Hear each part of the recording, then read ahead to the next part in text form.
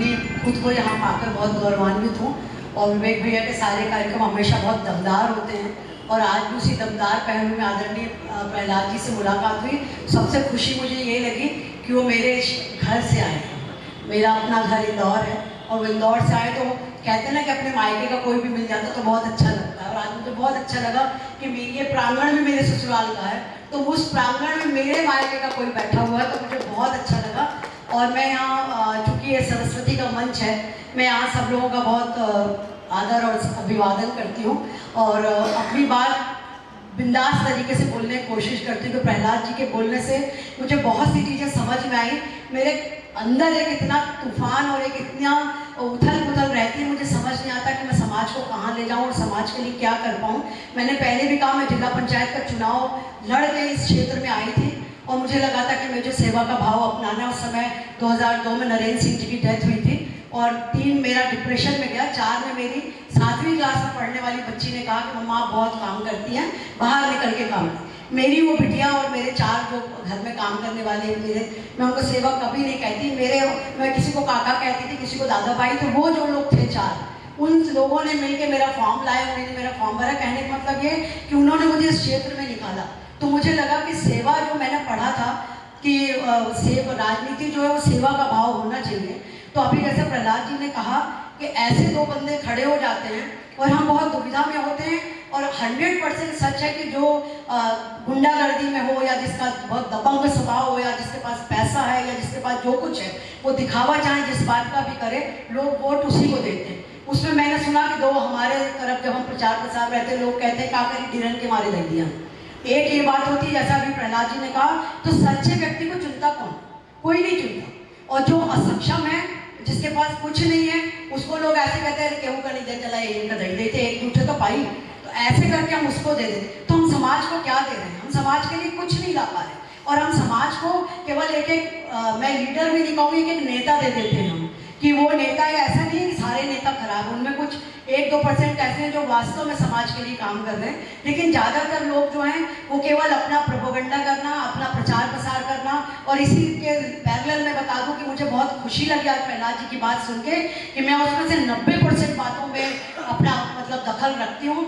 एक तो ये कि मैं जहाँ कहीं भी काम करने जाती हूँ, मेरा राज राखन भाई जानते हैं, महाकाल भाई मेरा बैठा हुआ है, कि मैं जब भी कहीं पे भी काम कर रहा है, मेरा मोबाइल बहुत कम निकलता है। मैं सोशल मीडिया में बहुत कम शेयर करती हूँ, पर मुझे बहुत खुशी है कि आज युवा में लगभग लोग मुझे पहचानते हैं, क्योंकि जो जानते हैं कि मैं काम कर रही हूँ वो मुझे आगे बढ़ा देते हैं। मैं किसी को नहीं बताती कि जब मैं सड़क पे घूमते हुए, ये बात बहुत कम लोगों के ध्यान में आती है कि जब मैं सड़क पे घूमते हुए नेकेड विक्षिप्त महिलाओं को वहाँ से उठाती हूँ और उनको लेकर मैं अस्पताल में जाती हूँ, उनको 20-20 दिन वहाँ भर्ती रखती हूँ। और जब वो थोड़ी सी ठीक होती हैं तो मैं आदरणीय कलेक्टर शैलेंद्र सिंह की मदद से अपने जेब से पैसे लगा के उन्हें आगरा और भरतपुर छोड़ के आती हूँ। उस दिन मुझे अपने इंसान होने का गौरव लगता है। मैं इस उम्मीद से जीती हूँ कि शायद कोई ऐसा आएगा जो केवल समाज के लिए सोचेगा, जो ये सोचेगा कि अगला बंदा जो खड़ा है उसके लिए मुझे काम करना है, मैं चुनाव जीतूँ या न जीतूँ।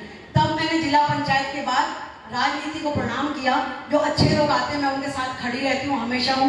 ममता जी मेरी बहुत अच्छी दोस्त है, इनके चुनाव में मैंने खूब दौड़ धूप करी है, पर मैं खुद राजनीति मुझे बिल्कुल अच्छी नहीं लगती। क्योंकि मुझे लगता है कि राजनीति बहुत अच्छी मुझे नहीं लगती। कहीं भी जो सक्षम व्यक्ति नहीं, मैं बिंदास इस मंच से कहूँगी कि जितनी समितियाँ बनी हुई हैं, चाहे वो जुवेनाइल जस्टिस बोर्ड हो, किशोर बोर्ड हो, चाहे वो रेड क्रॉस हो, चाहे जहाँ भी हम जाते हैं, जिन भी लोगों का सिलेक्शन होता है, मैं ये नहीं कहती कि उनमें सारे लोग खराब होते हैं, लेकिन उनमें 70 से 80% जो लोग केवल सिफारिश से आते हैं, उनके पास वो काबिलियत नहीं होती कि वो कर सके। और जो काबिल व्यक्ति वो ऐसे पीछे कहीं पर बैठे रह जाते हैं। जिनके पास नॉलेज है वो नहीं आते, क्योंकि उनकी सिफारिश उतनी तगड़ी नहीं होती। मुझे भी बहुत आदत नहीं है सब जगह जाके नमस्ते और प्रणाम करने की। और मैं आपको बहुत खुशी के साथ बताऊं कि जब मैं कंज्यूमर फोरम में आई तब मेरे पीछे ना कोई मैन पावर था, ना कोई पार्टी थी, ना मेरे पास मैंने किसी को कोई पैसा दिया।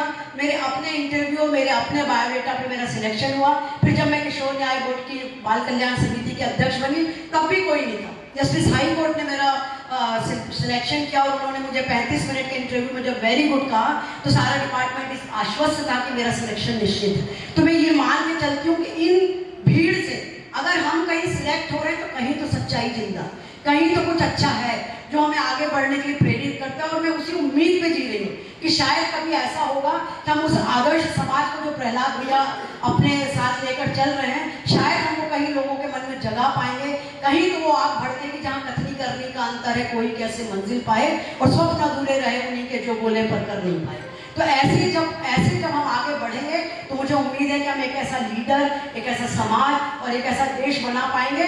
भले हम बहुत कम रहेंगे, लेकिन कम से कम हम एक अच्छा इंसान होने का दायित्व, तभी मैंने कह दिया था कि मैं दोनों तरफ से कहीं भी गाड़ी नहीं मोड़ूंगी, क्योंकि मुझे वो 5 मरेंगे तो भी दुख होगा, 1 मरेगा तो भी दुख होगा।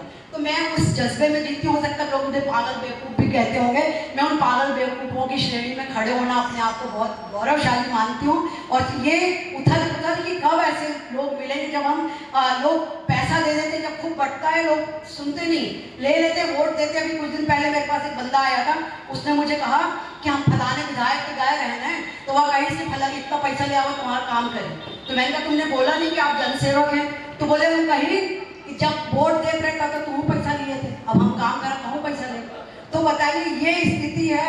तो पैरेलल चल रहा है ना सब कुछ, ना आप लेंगे तो आपको देना नहीं पड़ेगा, आप दम से कह सकेंगे कि भैया मैंने तो तुमको वोट दे चाहिए दे, लेकिन जो सत्ता में आता है, जो उस कुर्सी पे सुशोभित होता है, उसका ये दायित्व होता है कि उसे अपने देश, अपने समाज, अपने क्षेत्र, विशेष तौर पे अपनी आत्मा के लिए काम करना है, जहाँ कहीं पे भी उसको मरने के बाद ये शोक न रहे कि मैं दुनिया में तो आया था मगर कुछ कर नहीं पाया।